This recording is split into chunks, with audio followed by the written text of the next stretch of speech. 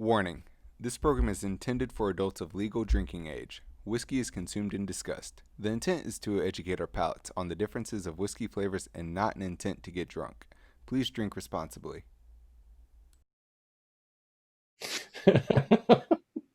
Hi, everybody, and welcome to I Fucking Love Whiskey. My name's Andrew Pierce, and I fucking love whiskey. And as always, I'm joined with my co-host here, Mr. Joseph Limbaugh. Oh, that's me. And I fucking love a whiskey. What? It is true. And our very special guest today, my friend Ryan Verniere. Hello. I also enjoy whiskey, but I can also say the fuck word too, if you'd like me. We like to be superlative. Yeah, we're into it. You know, whatever. I support you and what you like.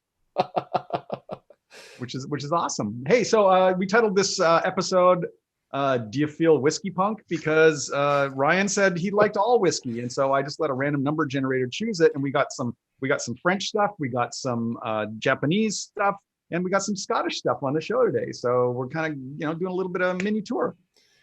A mini tour created by an AI 1,000 times more powerful than ourselves. Which somehow looks like my 23andMe results, but whatever. Well, we fed them into the machine that randomized the whiskey. That was That's it. That was the seed. It said this is what he's gonna like. Yep. This whiskey is perfect for you. So, I mean, already I'm enjoying myself. So it's done a fantastic job. Well, cool. Let's start with the first whiskey, and then we can find out more about Ryan and see what this is. So this is, as we've discussed on previous shows, whiskey can be made from any grain. This is made from rice, which is a grain, by the way. This is the Fukano. I don't know how to say it. Fukano Distillery whiskey. It is no age statement, but it's a single cask, one of 457 bottles they got out of it. And like a lot of Japanese whiskeys, there's not much other information about it on the bottle. So that's what we got. Rice whiskey. Let's give it a shot. Yeah. Yeah. Fukano. Good. I think it's Fukano. It's Fukano. Fukano? Yeah. Oh, wow. That is nice. Oh, definitely like a different nose to it, but it's like sweet and mellow. Like I can see this as a cologne. Yeah. I was smelling the nipple that was trapped in the neck. It's like, oh yeah, this is plastic. Discreet. This is discreet and somewhat like a Bradley's from 1983. Weird. Yeah. Oh, there you go. Oh wow. Yeah. Ryan's like, do I have the thing, the disease? I can't smell anything. Oh, all right. I mean, I did drink this. Oh god, yeah, I really like this nose a lot, though. This is exciting. Actually, this is really, there's a crispness to this, right? But more so than the other exciting warm-up whiskey. Yeah, I like green apples like that. I swear to God, this smells like green apples to me. You know? Yes. Yeah, I think so. Oh my goodness. Like a really, really high quality green apple candy. You know, like, or maybe even a schnapps. Yeah, the green apple. That's completely the smell. Yeah. Yeah. No, for sure. Wow. Oh boy. Seductive. It is nice to have something carnival-like. Yeah. I went for it. You tasted it? Yeah. Okay. Yeah. It's got a little bit of that sake edge. Oh, but what was that? Oh man. What was that flavor that just went by my tongue? Something just ran across it. There's some, I feel like some cotton candy in here, but to me this is like almost an apple cider, like a hard cider. It's got a buzz to it. There's a dangerous boogaloo punch to this whiskey. There's like, it's very subtle. It's not sharp on the tongue, and you could drink this, I think, quickly because of those sweet notes. So this is not even a joke that I'm trying to make. This is like, if this was poured at a table with good conversation, you're in the danger zone because you're just gonna the bottle will be finished. That's what I'm getting from this. And this is only like 42%, 42%. So. Yeah. Oh my goodness, this is. Yeah, it's very smooth. And it's like a pear. It's like a candied pear at the end. It just kind of races across the tongue. Oh, it's amazing that this is just rice and water, right? Those are the only ingredients. How? Is that true? Is that true? Yeah. Rice, water, and yeast. Yeah. For it to be called whiskey. Apple? Oh, okay. I mean, I wonder, they don't really tell you what like cask it was finished in, but I got to imagine that maybe it was in like, I mean, Could it have been in like an apple cider cask or something? I don't know. I guess not one Jolly Rancher went into this. Yeah, but It's the a crazy single thing cask, was a so watermelon. I would guess based on that color, it was probably a bourbon cask, or I mean, who knows? In Japan, Yeah.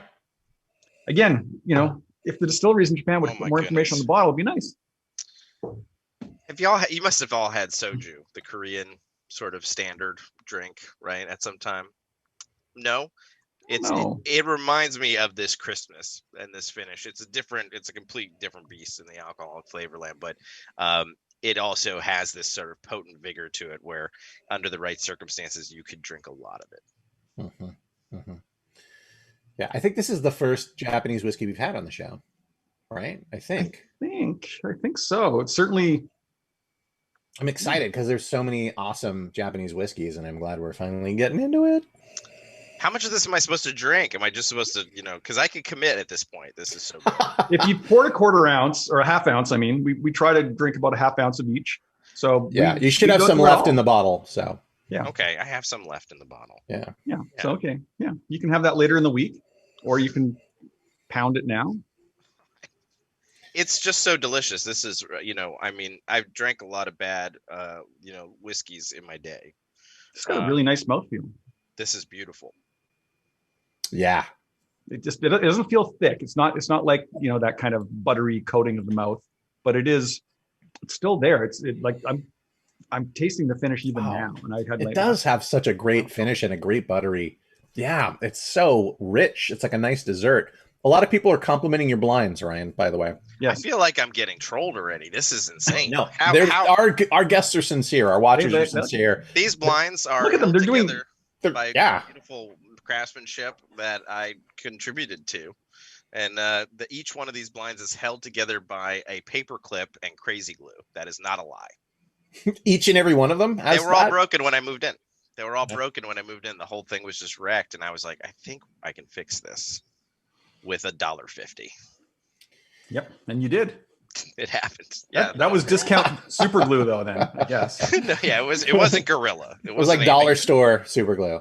I guess the last thing I want to say about this whiskey, at least from my end, because I'm very uneducated when it comes to this sort of thing. I'm a guest only because I'm friends with Joseph, and Andrew is sympathetic to losers. But like the reality of this whiskey is whiskey and scotches almost always feel like fall, and I know we're in October, but this feels very springtime. Like this feels like something that it doesn't fit the season that I have associated with this kind of a drink. I don't know, with the appley flavor to it. To me, this, like, I see where you're going with that, but I could also like say that this is like a desserty sort of. Yeah, but they're both right. I don't think there's a. You should just yes no me as your training has. We can disagree in real life. We can disagree about stuff. In improv, we have to agree on everything. This is a flower shop. No, it's fine. Your blinds are horrible, and that's how I really feel. That's how I felt about him when I met him first too. It's fine.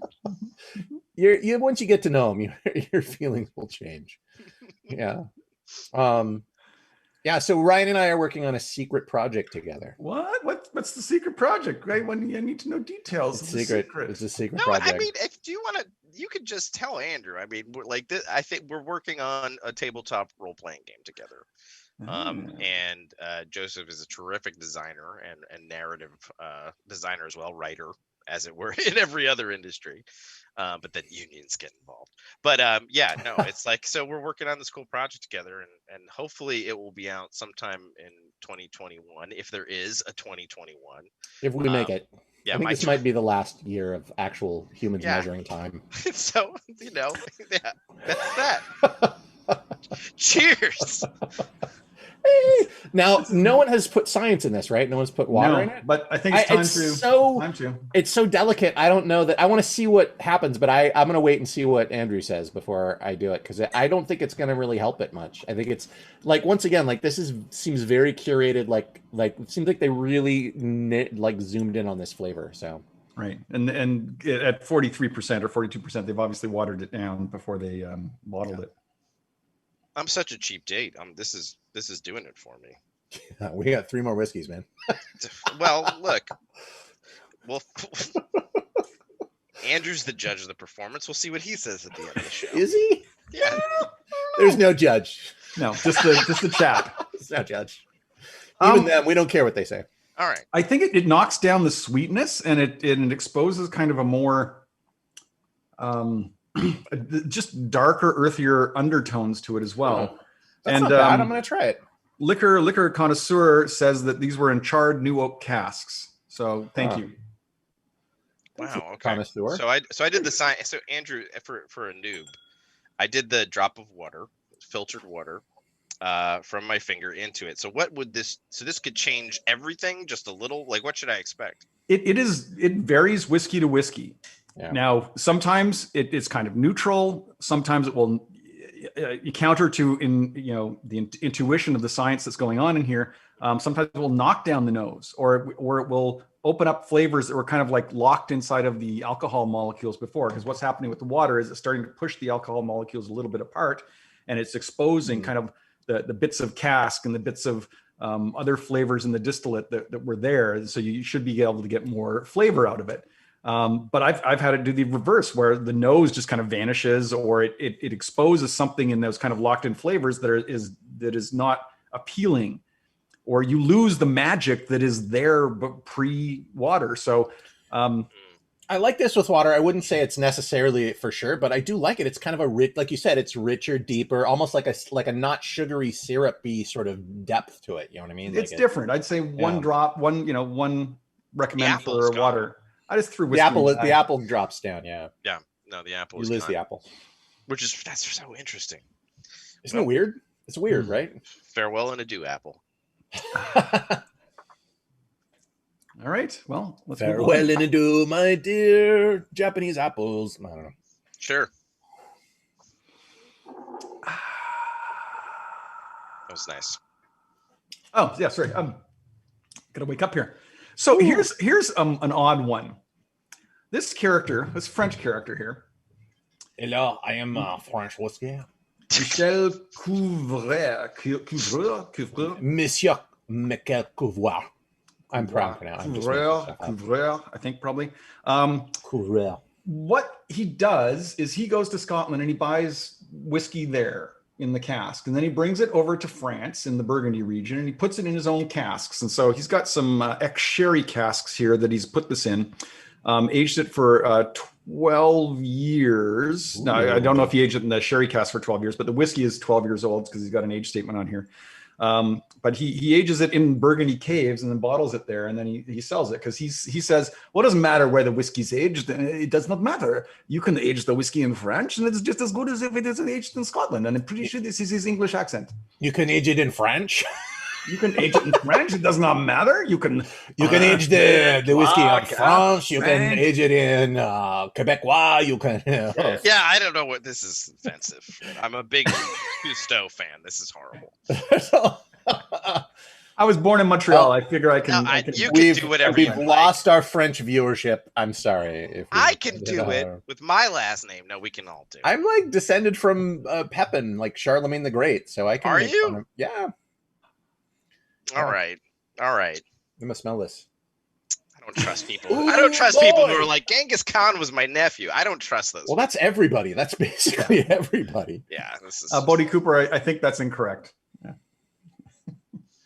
So this French whiskey, again, it wasn't distilled in France. It was just aged in France and then bottled in France. This has got a nice smoky quality to it. It's interesting because like a peaty like Isla whiskey will be very smoky in a campfire way, but this has just almost like a very like hearth fire sort of rich aromatic wood sort of smoke, like a nice, not overwhelming smokiness. Right. And so he doesn't actually say where the whiskey's from, and maybe he can't under the contract of buying the things, but it's peated. So it's because it doesn't have that kind of Isla character. It's probably like Talisker or Highland Park, maybe both.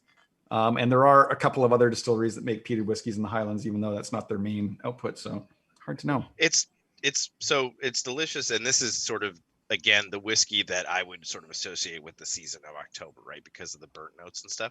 It sort of tastes like a charred children's rocking horse from a haunted house. Like that's sort of how I would describe this. Like it's it's got a burnt but not cooked, like flash fire sort of situation going on. And I'm being sincere about that part of the description. And there's maybe some paint influence in here, some oiliness.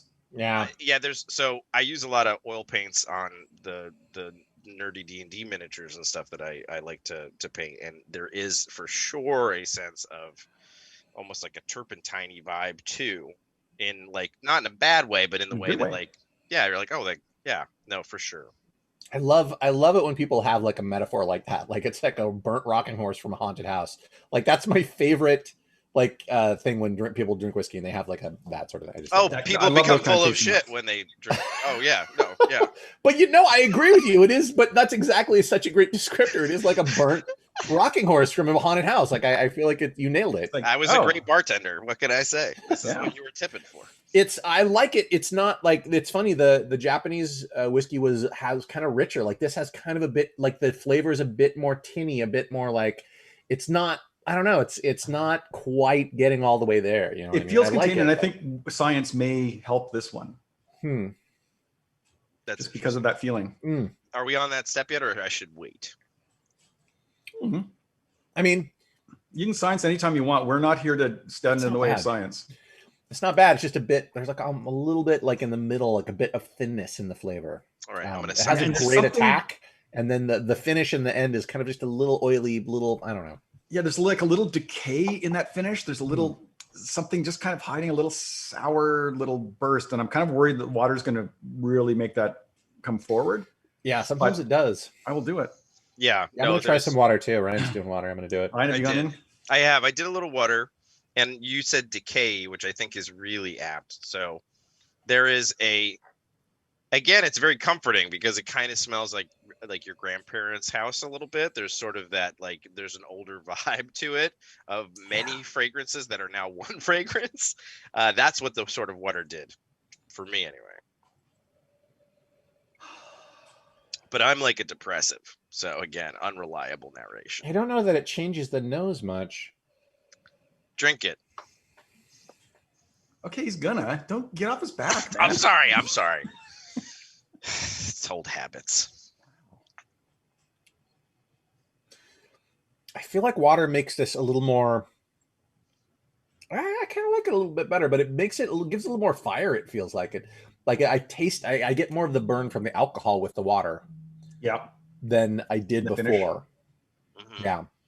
And I feel like the taste in the middle actually got even more watery. Like it became thinner even, which is, yeah, wow. There's a greater distance between notes, right?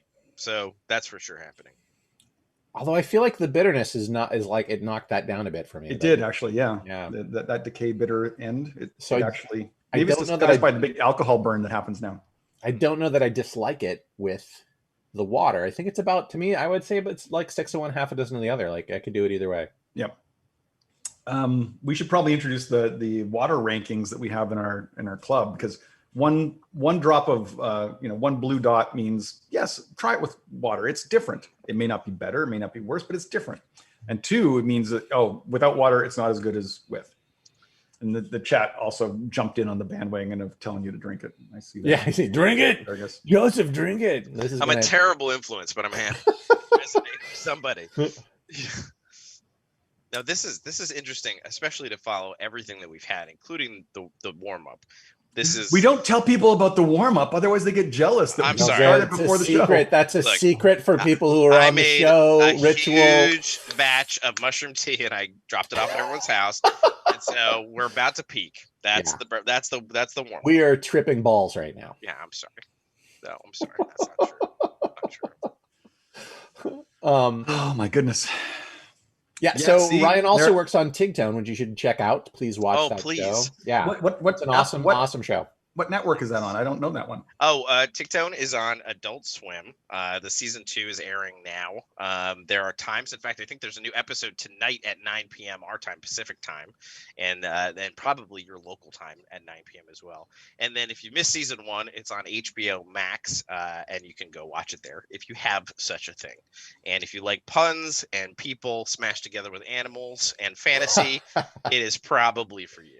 Yeah. Okay. I saw some snip when I was looking at it, and there was two aliens French kissing.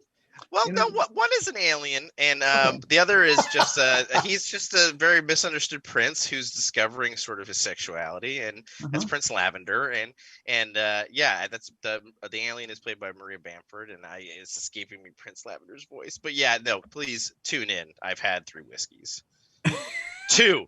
I mean, Dude, 2. there was no warm up. Don't 2. let people in the chat. I've had think like that we start at 2 5 o'clock. whiskeys.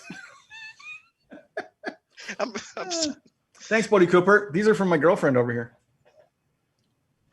And they're starting to die, and it makes me sad. Oh, I thought it was the whiskeys behind you, but it's the. Oh, there's also lovely whiskeys behind me too. Whiskeys never die. Those are all good there. That's not true. That when you finish the bottle, you say goodbye to the. But is that true if you don't finish? If it just sits around, or does it spoil like wine? Well, good question. It will last an awful long time, and it's really only when it gets down to be very low in the bottle that there's a lot of air in there that it might start changing. And at that point, what I do is I've got these sample bottles, which you actually have in your hand right now. So I just empty the last little bits of the dregs of the bottle into one of those little sample bottles, and then that stays pretty much unchanged. So yeah, but for the most part, no, it doesn't change. Otherwise, I would be in big trouble because I've got a lot of whiskey in my house, and I don't want it to go bad. But we couldn't drink Charlemagne's whiskey, is what I'm saying. Like that would not survive if a bottle was set and just survive somehow. Yeah, the whiskey doesn't change. I mean, like as long as the cork is still intact, whiskey can be good for a long time. Right. But the cork has to be intact. Like you can go to the Scotch Whiskey Experience, and they have like this huge collection of whiskeys that have never been opened. Ugh. And like they have some of them that are like there's half a bottle left because it hasn't been opened, but it's like there was obviously some impurity or the cork didn't last, and it that's really interesting. Yeah. And I've been lucky enough that I've opened a few bottles and found the broken cork right away. And this is why when you empty a bottle, you never throw away the cork. You keep it around just in case some cork comes in that's bad, because just sad to waste a bottle of whiskey. It's sad. Because I don't know if I told you guys this. What is that, Andrew? I'm a little bit whiskey. okay. I fucking love whiskey. Oh yeah. Oh, Ryan, Andrew fucking loves whiskey. I'm just into I just like the truth of this moment, and I'm going to hold space for it. I don't really have anything to add. This is what this show is really all about. Yeah, vulnerability. Beards, whiskey. I don't see evaporation in the minis because they generally got a metal cap, right? So the minis are generally pretty good. Are these sample bottles have plastic caps that they have? So yeah. Oh, I see. Oh yeah, I mean, is that sort of a taboo thing with the whole cork tree and the fake corks, or is it like not such a big deal? It's really just about no air. I think it's been exaggerated that there's a lack of cork, I think. But at the same time, if the bottle is sealed, I don't really care if it's cork or not. It's just the seal. So Gotcha. That said, most of my whiskey bottles have corks, except for this whiskey, which we drank during the warm-up. Oh, there's no warm-up. There's no warm-up. Sorry, secrets. Well, I actually really appreciate it because it just sort of like, I think, again, I as a guest and not as a whiskey connoisseur, my habit is to thank you for this delicious shot. I will now throw it into my body. And the warm-up allowed me to go, okay, there's actually a rhythm to this, which is actually very nice because there is an educational component to this gathering. And to let people know at home that, yes, of course, we do a warm-up. And there's a couple of reasons for that, even though we're starting here only at 42%, but you want to kind of wake up your taste buds and get them used to experiencing alcohol. So we have an inexpensive bottle, a very kind of neutral flavored whiskey, just to kind of wake everything up. And so that when we do taste that first sample, we can actually compare it to a baseline, that we're not just going in hot. And then sometimes, some weeks we have like 50% whiskeys, and you don't want to jump into those without a little bit of a ramp in. Because that's why we arrange our whiskeys. We go up generally in alcohol content. Now there are other ways to arrange it, but that's how we always do it, and it seems to work out pretty well as far as like, if you start off with like, if you just jump right in and take a sip of like a 50 or 60 proof whiskey, you'll be like, oh, this isn't that great, or you're like, well, because it's so overwhelming. So I found that really fascinating because I did not know that if the order was disrupted by sort of the potency of the alcohol, it could change your taste buds and have all these effects. I found that really fascinating. So that was cool. What's a good neutral whiskey? Banknote is I like Banknote. We're Banknote. House of Stewart is what we have now. Yeah, right? right now we have House of Stewart, which is a liter for $17 if you can find it here in town. It's hard to get though, right? You didn't have to drive all the way to like somewhere far away to get House of Stewart, or Really? I can't remember. I think this might have been a little liquor store in just South Central, which I went there to get this bottle. Scottish leader, but yeah, Banknote you can get it to K&L, which is downtown Hollywood, and it's a fantastic price. It's $20 for a liter, whereas this is $17 for a liter. it's a Banknote. There it is. There it is, Banknote. That is a tremendous whiskey. It's got a high percentage of malt in there compared to the grain, and that's really one of the things when you get a blended whiskey, you're getting a mixture of the malt, which is from barley, and the grain, which can be from wheat, barley, or the other one, rye. There's more than just three. Wheat, barley, and the other one. We don't talk about her. And rye. Basketball. Yeah. But yeah, Banknote, basketball. $20 for a liter, and that stuff's just great. And it's a good whiskey. And if someone comes over to your house and says, "I want to put ice in my whiskey or Coke in my whiskey," you go, "Let me give you the Banknote." And you don't care. Oh, yeah. Gotcha. But it's a great warm up too. So. Liqueur connoisseur says there's plenty of cork. It's renewable, harvested every 7 years or so. So yeah, that didn't catch on, the whole like they're all gone, but that's good to hear that it's being sort of grown and farmed in a really. We've reached peak cork, everyone. We're past peak cork. I mean, I love cork. It's beautiful. Yeah. Do you want to know what we could do now? Drink another whiskey. I like how you think. You know what? The thing about whiskey is, I fucking love it. Oh. That energy was a little dirty. I'm not gonna lie. I'm gonna shame you a little bit. There was like an honest cry, and then there was that weird. Yeah, I loved it. Couldn't have loved it more. That just happened. Hey, so this place here, Old Pulteney, the name did not appeal to me, and it would have been one of those whiskeys that I kind of ignored. And we when we could travel, we had this annual Scotland trip, and we drove by the distillery, and we're like, well, we're kind of going by here, why don't we stop in and get a tour? And we took a tour, and we just fell in love with this place. So here's a single cask from Old Pulteney. You can tell I don't like it. It's on its way to becoming in a sample bottle here. This is a single cask. It's a beautiful whiskey. Let me see what it says, because I didn't write down my notes here. Aged 13 years, 2004. It was distilled. Cask number 231. It's bottle 15 of 242 they got out of here. They're on the almost the northernmost distillery in Scotland. There's like 2 or 3 more north of it. It is on the coast, and it is rugged, and yep, right there. A little lower, yeah, just right along that coast there. Anyways, yeah. So it's way up there, and it's they do good stuff. That's what I gotta say. So you get a single cask, or some Old Pulteney. I was excited that you were saying an annual trip. First of all, who doesn't miss traveling right now? Just want to like real talk for a moment. An annual trip to Scotland sounds so wonderful in this very moment. Oh my goodness. And especially to the north, which I imagine is really distinct. I've never been. I've only been in the south of it's Game of Thrones land. It's How to Train Your Dragon land. Like, you see those crazy stone pillars sticking out of the ocean. You think, oh, that can't be real. There's no real things like that. It's like, no, you go to Northern Scotland, you go to Skye, you see those things. And it's, I mean, the west coast of Scotland there is called Westeros. So where did J.R.R. Tolkien know? Yeah, no, he obviously got it. It wasn't Bayonne, New Jersey, where he's from. I'll tell you that much. But, although J.R.R. Tolkien had the uttermost west, so Yeah. Yeah. No, you know who's a whiskey guy? Martin? Dan Weiss is. No, I don't know Mr. Martin.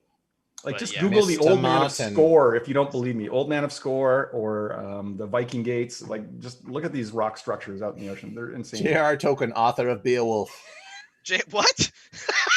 That's in the chat. Yeah, factual information. Factual author of Beowulf. Maximum damage. Yes, Jadrome, I am flying on the dragon. I got a critical hit. Maximum damage. That's Double damage. This is a. I love the smell. I could just this nose is great. It smells like fresh air. It smells very fresh. Again, I use the word bright for the Japanese whiskey, but this is like really like a shiny flavor. It is, especially in the nose. It smells. It's 13 years old, but it smells young. It smells like very. This isn't an aged feeling. This isn't like a dusty old room. This is just like a bright, freshly cut wood kind of springing out of here. And this smells and tastes like the very first Christmas tree that ever existed. It smells like new leather. If you get really close. Well, I don't know. If new leather. Yeah, like new leather. Brand new. Yeah. Ooh, boy. But there is wow, there's some deep stuff in there.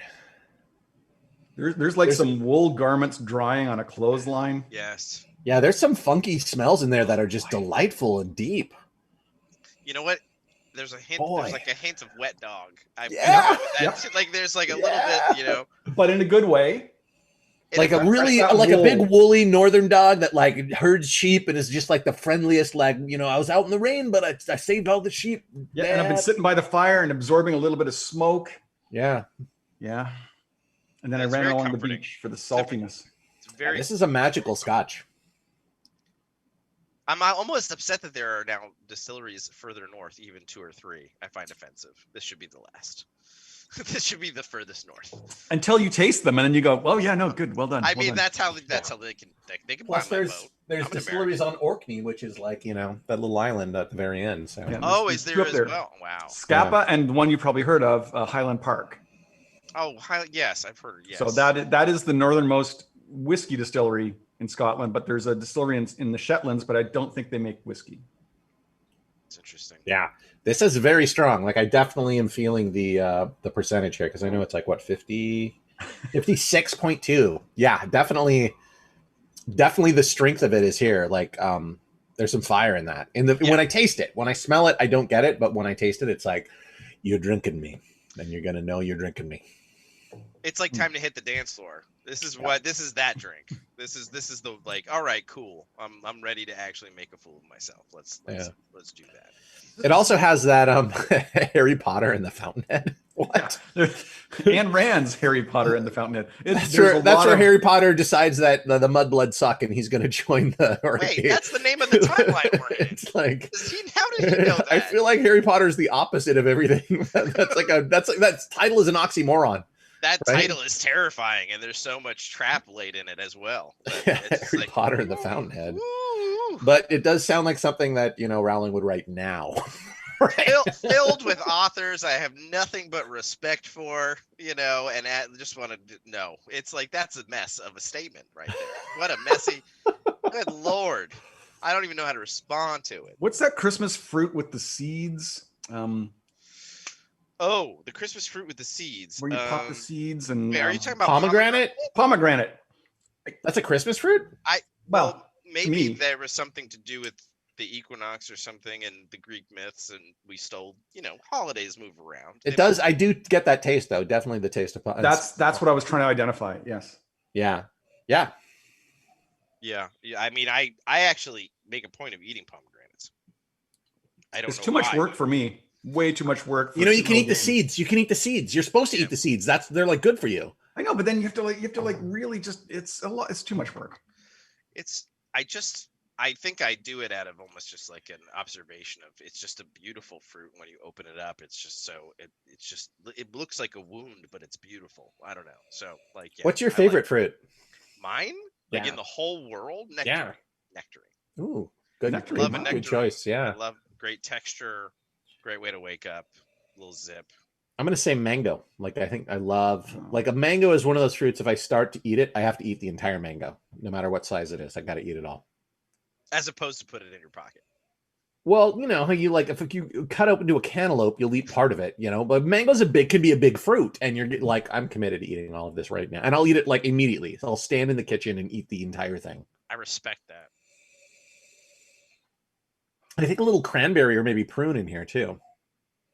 It's definitely a seed fruit kind of nose here, and yeah. You've hit on something with the whole holiday vibe. I'm gonna go ahead and science. You do it.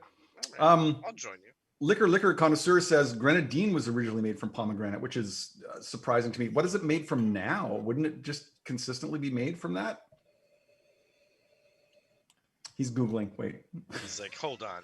Although it looks like a question, what grenadine was originally made from? Oh, today on Liquor Jeopardy. HFCS. Sugar syrup. Oh, that's disappointing. So wait, so it comes from corn or it comes from like pure cane sugar? They would make a syrup out of it. That's because grenadine is like a syrup you would add, you make cocktails with. And so I guess before it would be a reduction. Is that right? I guess now it's. Well, Ryan used to be a bartender, so you know. What's HFCS? Yeah. Halt and fire catch short. What's HFCS? I don't know. The science has moved this into a very quiet place. I'm going sciencing. Yeah. I don't no, really? You should have told me that before. I'm sorry. No, it's incredibly quiet. It's like not bad, but it's like it's actually now closer to the Japanese spirit sort of volume. I mean, it is insane. Water should open up the nose. I think it's destroyed the nose. I think it's almost gone. What? I don't know. I'm still getting it, but I have to really have to inhale to yeah, it's really pushed away. It does still have just such a funky nose to it, though. I like a funky nose. Yeah. And the taste, though, to me, it like mellows it out a bit more. To me, it's more like a Christmas dinner rather than like a pine tree. This is now the nap after Christmas dinner. Yeah. To keep running with that. This is a very quiet, like the house is now everyone's just kind of in their corners reading their iPhones. Yeah, or asleep with their hands down their pants. Sure. I mean, families are different. Yep. Now every family has someone who falls asleep with their hand down their pants. We're gonna have a fight in the chat now over how to spell fructose, because neither of those are correct. I'm pretty sure. Oh, I can't spell. I think the tipsy asparagus got it right. Fructose? I don't. Oh, you're right. That's wrong. High fructose. I knew the fruit looks like a grenade, and the French word of it lends its name to the English word for pomegranate. Oh, that's pretty cool. English word for pomegranate. Yeah, I've only ever had the garbage corn syrup. Fructose. Okay, finally, Bodie Cooper got it right. And I would always lighten, like if anything, actually for like grenadine as an ingredient, I always went light. And people are like, "Oh, you make the best whatever," and I'm like, "Yeah, it's because I'm not feeding you this junk." Yeah, just a little fructose in the pants. Fructose in the pants. It's the name of my first album. Nope, Maura. No. Don't out Maura. It's a secret name. Oh, Jagrom. I'm sorry. Jagrom. Oh. Grenade equals grenadine. Oh yeah. That makes sense. Duh. Yeah, I like this. I've liked all these so far, though. I think the Japanese one has been my favorite one so far, which is unusual. Yes. No, I agree. But also, this is that the first one is my favorite. It's backing me up with when I said I like them all. I like all whiskey. So far, I haven't had a favorite one today. Yeah. Okay. It's just been your favorite so far. The Japanese? Yeah. Yeah, my favorite so far. I haven't had a favorite. Well, Ryan can't go back. And Ryan should have told us at the start of the episode, since he is a time traveler, and we're going to get to this now. He's a time traveler, so he should have told us that, that was going to be your favorite one, and then Thad could have put up the favorite whiskey alert. Speaking of Thad, hey Thad, are you doing the home game with us here? Our tech person, Thaddeus? Yeah. I'm doing the home game. What do you think of this Pulteney? Yeah, what do you think of the Pulteney? Not my favorite of the lineup so far. Yeah. I don't know what it is about this, but the taste to me is kind of like a fresh number 2 pencil that you just shaved and sharpened, and you're about to go take a test and possibly ace it because you studied 10 minutes for it. But the nose for me, it's academic career. It's hard to put down notes for the nose for me on this one. I think that number 2 pencil metaphor is apt. That's really good. Yeah. There's really accurate. Is Thad slurring? Don't judge Thad. Come on. Come on. What would a grenadine grenade be called? Well, obviously a grenadade. Grenadinade. That's it. I'm going to throw the grenadinade. Seems right. I'm really proud of you right now. A Wow. grenadine? A grenadine. Grenadine. Yes. Grenadine. There it is. Grenadine. Grenadine. Nadine, grenadine. A grenadine grenade disguised as a pomegranate thrown by a grenadine grenadier. Oh, hey. Come on. Yeah. Lieutenant Bodie Cooper is working on that. Yeah, that's upsetting. That's a trick. Tongue twisters. Tongue twisters. Working on some tongue twisters. It's fantastic. It's so great. Oh boy. I do like this nose though, even though it's Yeah, But I know. it's just- I know it's not so- Thad's favorite, but this is. there's something so different about it. It's just so interesting. When the glass is empty, the nose returns.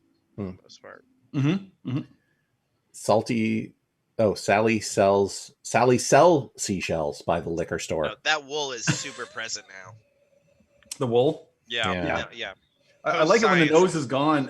When the whiskey's gone and the nose just kind of lingers on the glass, and you can just smell it. And especially on a whiskey that you love the nose of, it's just great to sit there afterward and just like, oh, there it is. It's still there. It's still so. I think Thaddeus Amazing. though secretly like sort of uncovered why we enjoyed it. So I think I'm not speaking for anybody, but it's nostalgia. This whiskey tastes like nostalgia. Right? Like the number 2 pencils call out to Christmas. Like I think there's a lot of nostalgia in this whiskey. The funny thing is, most whiskeys have like a nostalgia to them because they have such specific, interesting smells that they hit your memory muscles like a guided missile. You know what I mean? Like a laser guided, like boom, boom. You It's know? interesting. It's Yeah. interesting. Yeah. Let me see here. Yeah. I also get crayons. Like now that I'm smelling it without, like I can smell like crayons and even that like sort of clay, that green clay. Like as a kid, you would. Oh yes, the actual not Play-Doh, but the other stuff. Not The actual Sculpey, but like the green stuff. plasticine. Yeah, plasticine. Yeah, stuff that doesn't dry, right? Not Play-Doh. Not Play-Doh. Which Yeah, it doesn't I smell love, like Play-Doh to me exactly. Which is also I've seen, or great. was it? The rubber of pencils, the eraser. Yes, rubber eraser. Yeah. Yeah. Comes from beef. What? What? No. That makes sense. You know what? They put beef tallow in too many things. Did you know that Altoids are not vegetarian? Yeah, I knew that. Oh, I Fuck didn't know that. Altoids. They could put something else in there as a thickener. They don't Sure, put beef for tallow sure. in.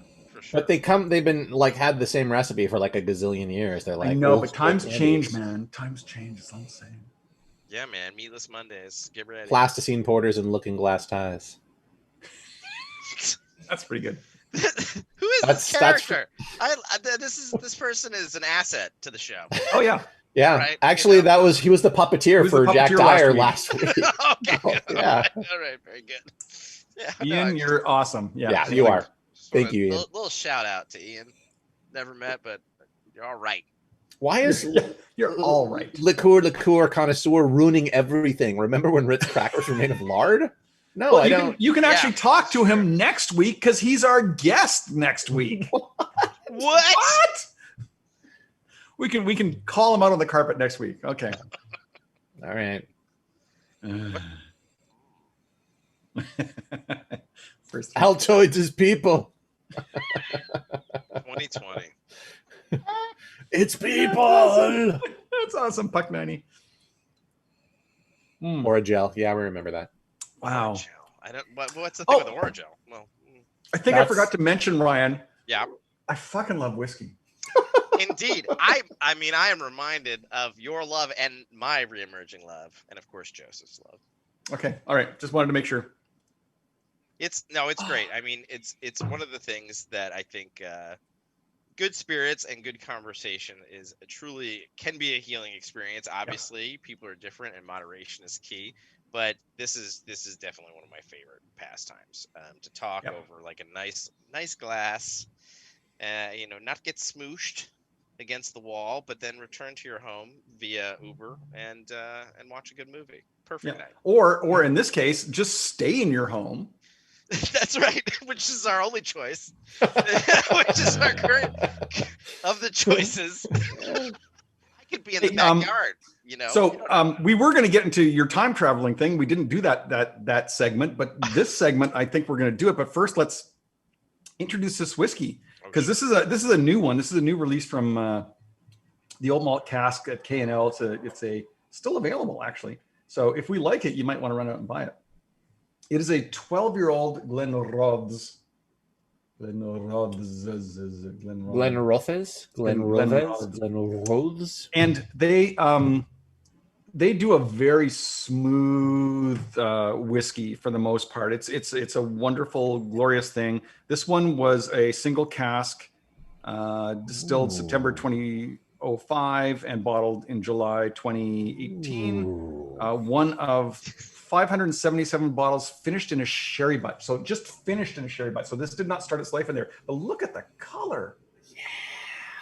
That has got a lot of sherry influence. This smells like a candy whiskey. It smells like a candy whiskey to me. One of those whiskeys immediately I think of like a candy shop, when I take a whiff of it.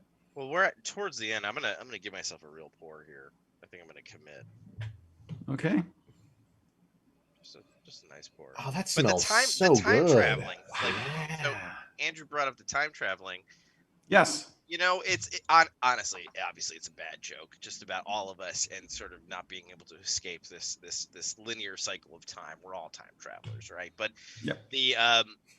it's manifested in a lot of different ways. I mean, jokingly, back in the party days, it could manifest as a blackout, right? A little bit of time traveling, but also now, sort of in a more mature space, I find myself, and I don't know if it's middle age or what have you, just like thinking about places I've been, people I miss. Some are here, some are no longer here, and I think, especially in the circumstances of today, the darkest timeline, like I think this time traveling has been a very sort of tangible experience. I don't know if people are.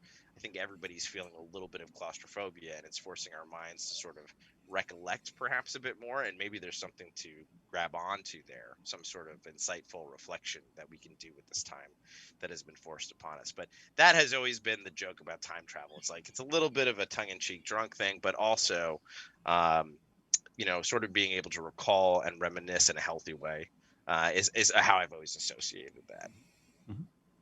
I like that. I like that, and I think a lot of us can resonate with that we are trapped in this falling time pit that we're just dropping into. We can't change the trajectory. We can't change the time. We're all getting older. My birthday was last week. Me too. Happy birthday. Yeah, I'm the Tuesday. 24th. I'm the 24th. So anyway, close. Worst possible day to have a birthday. Happy birthday to you. Yeah. Cheers. Maura sent me those for my birthday. Thank you. Yeah, someone corrected the tipsy asparagus, but they said a desert whiskey to end things. But then they doubled down, and someone was like, dessert, and they were like, no, a whiskey you would love to have on a blistering hot day on a sand dune. Yep, boom. This is a way desert to commit. Whiskey.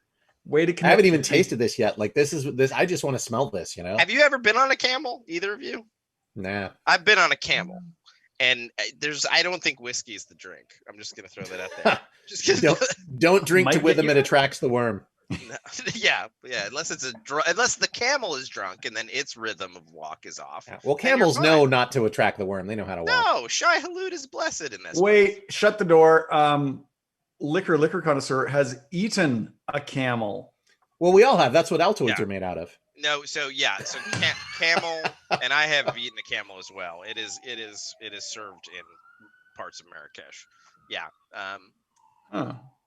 I've eaten a lot of things that I don't think people are like, oh, that's an exciting thing to have eaten, and I've limited my meat intake because I think it's affecting the environment overall, and we should probably and our own hells. Yeah, we should consider it. Yes, I have eaten kangaroo. Yeah, there you go. I'm not gonna get mad at you for that. And it was really good. Yeah, there's a lot of them. I mean, maybe not after the fires, but before the fires, I probably would have eaten one. All right, I'm going to taste this. I haven't tasted it yet. Now sadness ensues. The fires. We just talked about responsibility and change. That should not be shamed. True enough. Oh. Now that is an interesting flavor. That is unusual. That is not something I was expecting at all, and I love it. I'm going to go ahead and say this is my favorite whiskey. Favorite whiskey alert! Boom! I'm going to say no to Rocky Mountain oysters in the chat. and I'm going to support. I think this is a great whiskey. I am still committed to our Japanese whiskey. I have It been was part of really the good. production. I'm with them on that favorite whiskey. This is wow. Yeah, this is really good. It's very rich though. Like this is like a dessert and a desert whiskey. It smells like Actually, I'm going to say it's not like a desert whiskey. This is not a whiskey you want to drink in the desert because I feel like every sip I take of this, I get thirstier. Yes, I think that's correct. It's like drinking syrup, like delicious, rich, yeah, like and not like a maple syrup, but like some exotic fruit, some syrup made from some sort of exotic fruit. What's in tiramisu?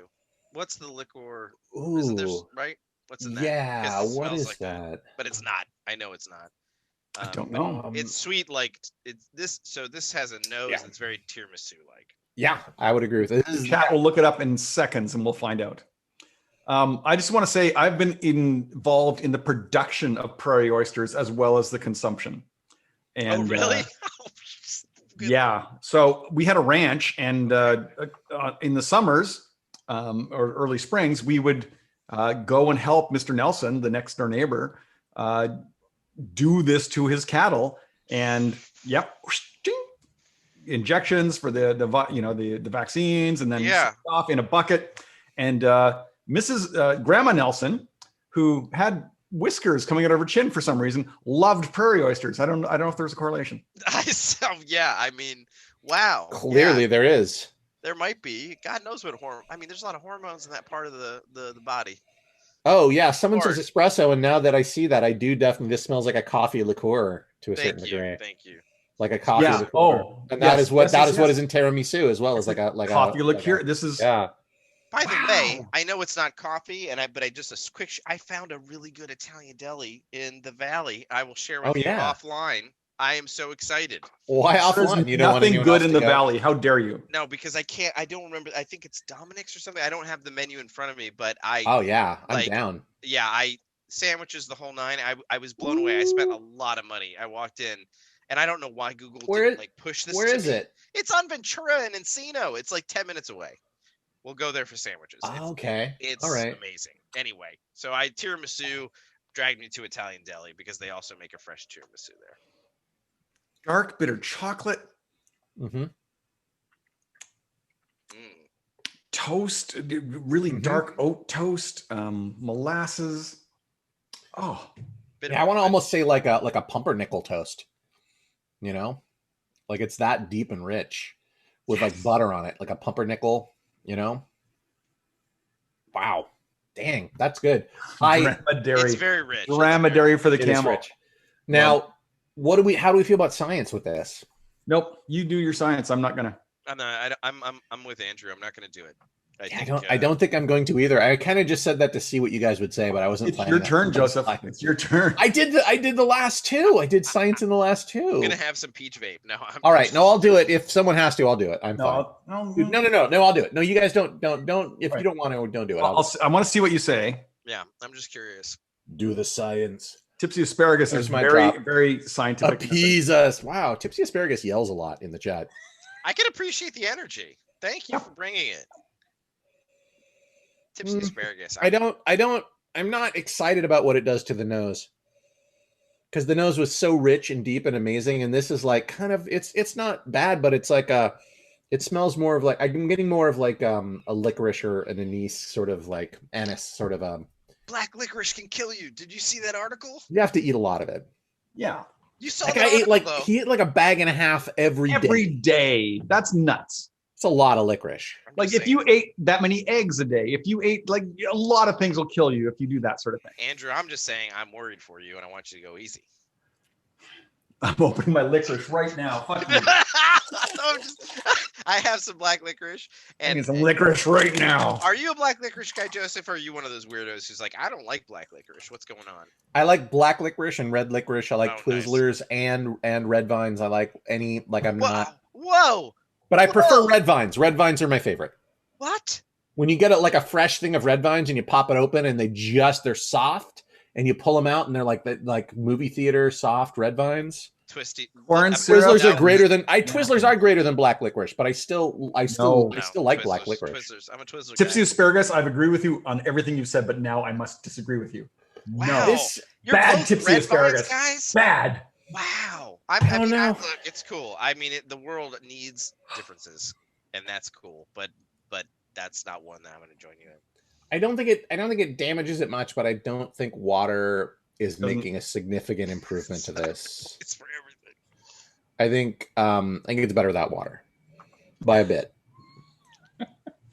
I made one of our watchers cry. That place is the trash. My lord. No, I mean, so you'll never have a fennel salad, Cooper. You'll never, like, come on. That flavor is important. You'll never have Italian sausage. That flavor is in a lot of things. Anise. Yes. No, it's not gross. It's so good. Black licorice. All sorts at Christmas. I would take the black licorice chunks out first. That was the first thing I'd eat. That's really interesting. I used to work at a Jamaican restaurant in Atlanta, and I was a cook there, and the other cooks got me chewing on licorice. Like I would chew on licorice root during the day. Oh, actually, the root. Yeah, it's like licorice root. It was great. Yeah. It's the sad candy. It's the sad candy. No. The sad candy is like hard ribbon candy. That's the sad candy. That's true. It's October. I want you to look up a licorice called Dracula. It's a Scandinavian licorice. It's chocolate covered black licorice with maybe salt on it. It is amazing. It is my favorite Scandinavian licorice, and it's called Dracula. It doesn't get cooler than that. Year round. They don't even wait. So I poured a little more. Yeah, of this. I mean, this is okay, Joseph. Well, I'm trying to get past the water version to like back to the original. Oh no, I'll join you because this has been lovely. I've enjoyed this experience. I hope. So. If you're in Los Angeles, K&L has this. I think it's a really good price right now. Check it out. I don't know how many bottles they have left. I haven't looked yet, but yeah, that's good. I nearly dropped that. Glenrothes, old malt cask, good stuff. This is how much? Go into K&L and look it up yourself. We can't do everything for you. Come on. Yeah, the K&L. Are you not on the internet right now? Yeah. Well, he's in Portland, so he might not be able to order from K&L. Although K&L has an outlet in San Francisco and in Redwood City, so that's a little closer. They might ship. They've got to have something similar in Portland. There's a bunch of high-end hoity-toity like booze. I want to move up north. K&L buys out the entire run of a old malt cask or old particular. Oh, okay. So they have the entire run of this cask. But San Francisco might have it, and they might ship up to Portland. I don't know. Yeah, but it was sub 50. Ooh, it's delicious. It's delicious. I I also want to think. say Now I feel like I'm totally wrong. I'm gonna have to go look it up. This has been a really fun experience. I know we're not done, but like this has been fun. No, Ryan, you're done. Get off. And that's how we end every show by telling our guests to GTFO. Wow, I was hoping for better results, but you did better than many others who didn't survive this long. Oh, really? We make our watchers cry and our guests turn to have a nervous breakdown. That's the whole show. I mean, yeah, I've been training my whole life for this podcast. There you go. Oh, I lied. 59, $60. But still, that's not bad at all.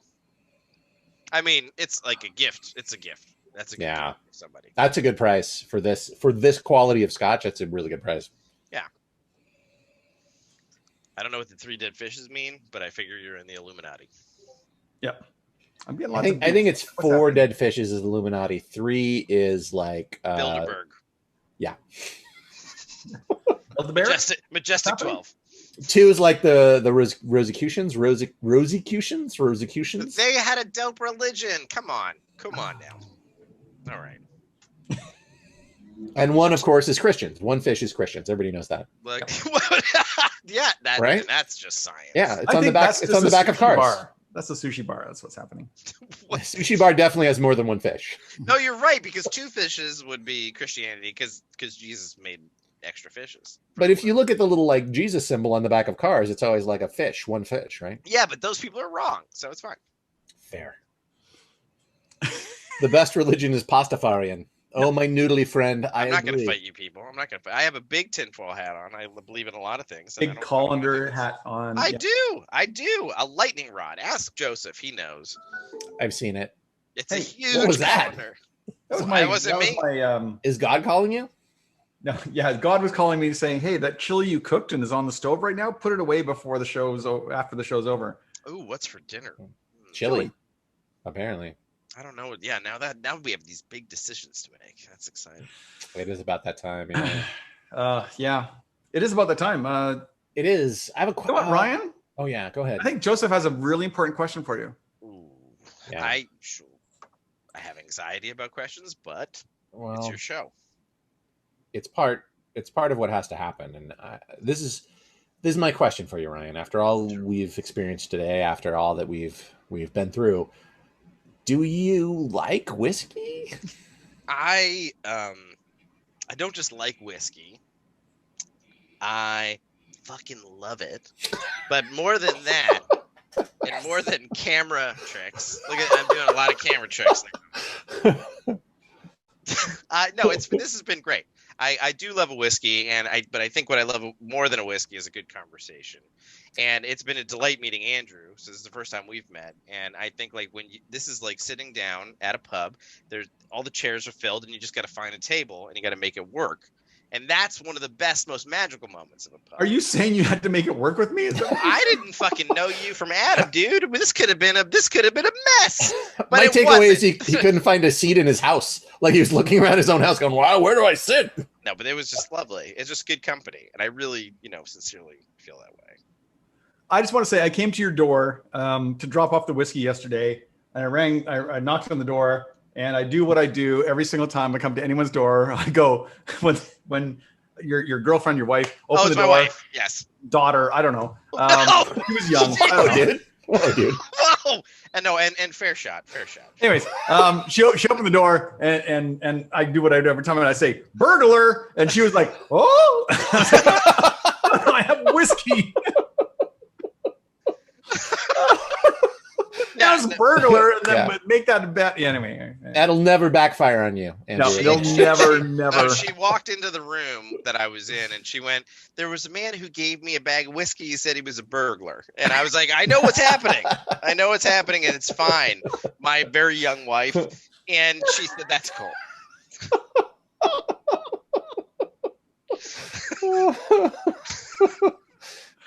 Burglar gave me whiskey.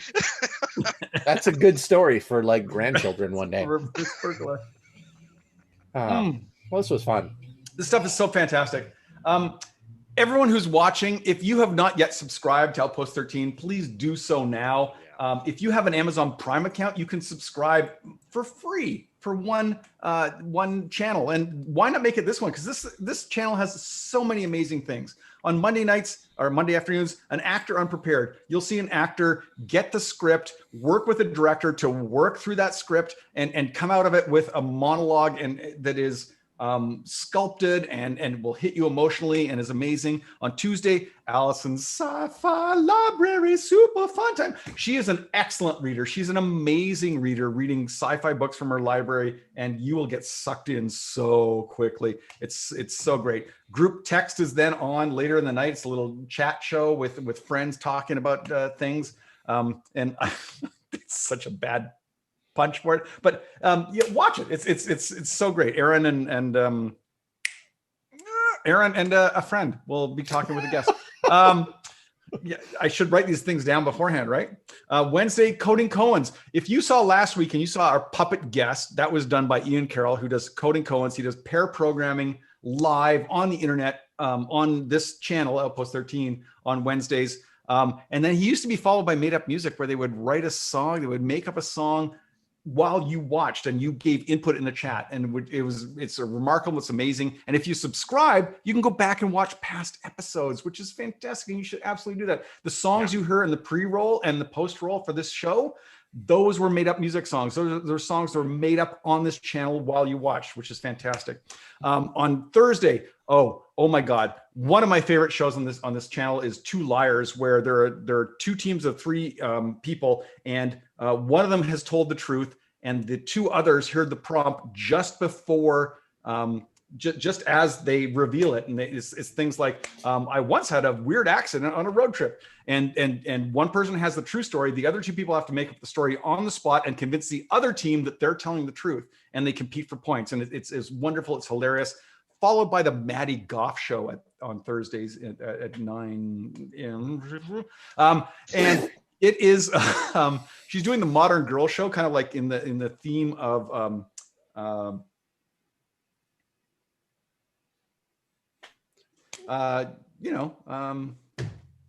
something bag. What is it? Scumbag? No. The British show? Yeah, the British show. Scumbag? Is that what it's called? Yeah. Yeah, Scumbag. Okay. Anyways, so a modern person dealing with lots of shit going on in their life and lots of weird characters, and maybe they're not the best. They're maybe not a hero. They're maybe kind of a little bit of an anti-hero. She does this wonderful thing. It's so great. And at one time she had puppets too. Friday right now is dark. But don't worry. There's a show coming up though soon. There's a show coming up, a couple of shows coming up soon. Infinite Trek is on Saturdays in the morning, and they talk about anything Trek. Right now, it's a lot of Lower Decks because that's what's out right now. But I mean, if you want to go deep, there are two people there, Aaron Harvey and his co-host. I want to say Brandy. Why do I want to say Brandy? Is that right? I don't know, Andrew. I didn't plan for this part. No, neither. Thought you'd help me. I mean, I guess you didn't. Guess you didn't as well. But watch it. Yeah. But watch it. But yeah, anyways, Aaron Harvey and they just know everything Trek. And you think I'm kidding when I say everything Trek? No. Oh yeah. I know Aaron goes deep into Trek lore. Go there. He's friends with David Gerald and everything. At 5:30 on Saturdays, watch us. We're fun. We're fun. Every second Saturday, Friend Fiction is on, where they talk about a fictional character from popular culture, and they talk about how much they love that person.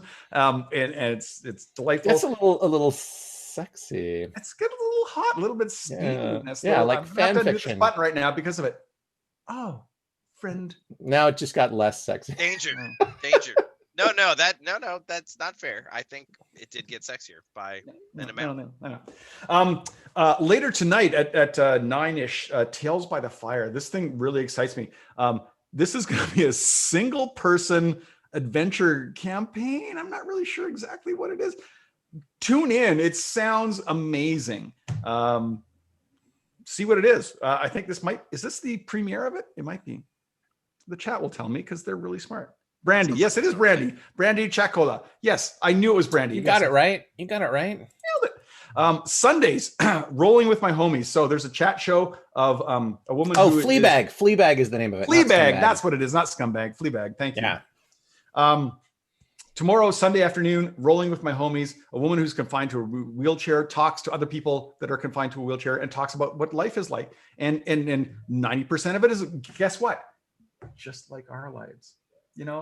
So it is actually a really good expose of like what it's like to be in that situation. Crockpot Cinema on Sunday nights, they are doing old movies, and they're just watching them with you, and they're chatting with you while they're watching these movies. Great fun little things that are going on there, and recipes and whatnot. And then the Pug Hour, the pickup game show. There's an improvised show on Sunday nights, late night. And coming up, if I have not convinced you to subscribe to Outpost 13 yet, coming up, the Improvised Generation. So this is an improvised Star Trek in the theme of the next generation, in that kind of world of the next generation. And if you love Star Trek in any way, you will fall in love with these new characters in this Star Trek Next Generation world. That's all. I can't put enough superlatives off. If there's no other reason to subscribe to Outpost 13, if you didn't think that this show was fun, do it for the Improvised Generation. And Joseph, what else is coming up Friday nights? Is there something else coming up? Improv RPG later this month is coming up, which is going to be a bunch of improvisers playing a role-playing game. Who's doing that? Who's hosting that? I'm hosting it. Oh, am I invited? Yeah. That's a lie. But all right. You don't know that? Yeah, no, I'll mostly watch. improvisers and some other people. I will. Yeah, no, I watch would love to have you on hell the out show. of that. Absolutely, I'm absolutely. watching. I will watch. I promise to watch. Yeah. I think I've seen this guy do his thing, and I think this is one worth tuning into. It absolutely is. So that's Outpost 13. That's who we are. I want to promote something else that's going on.